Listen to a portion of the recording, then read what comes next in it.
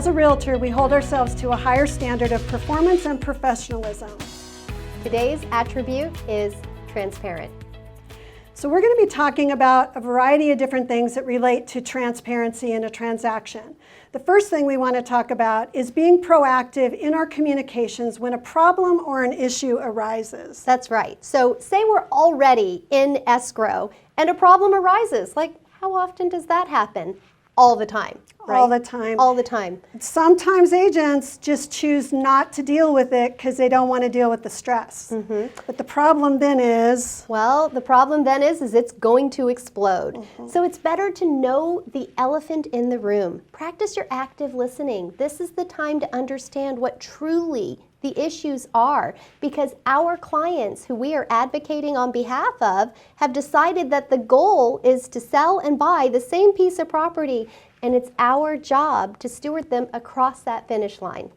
You know, sometimes we try to be fixers, and that's okay, but sometimes we also react and try to speculate on what it is that really needs to happen.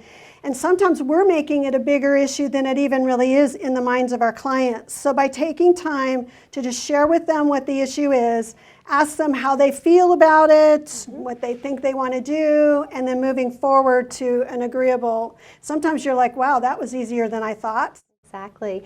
Another area where we can address problems before they become a problem is disclosure.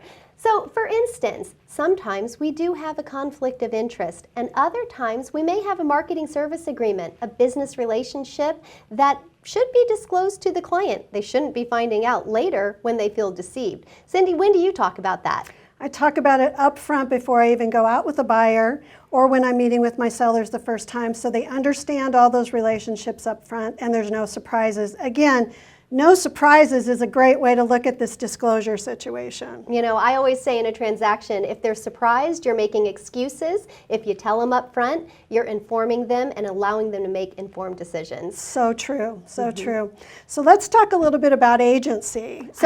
I had a fun phone call today with Jan Layton, our 2021 president of Arizona Realtors, and we were talking about limited dual representation, and she shared with me how she explains it to her clients. Yeah, I want to hear this. Okay, so Jan says that she can either be a killer shark for her client, but once she's maybe representing the other party to that agreement, only with the expressed permission of the first client, then she becomes a referee. So dual agency means you're a referee. I think that's a great explanation. Thanks, Jan. We appreciate it. Thank you, and Jan. We hope you're okay with us sharing that because we're all going to start using that. Professionals, that's who we are.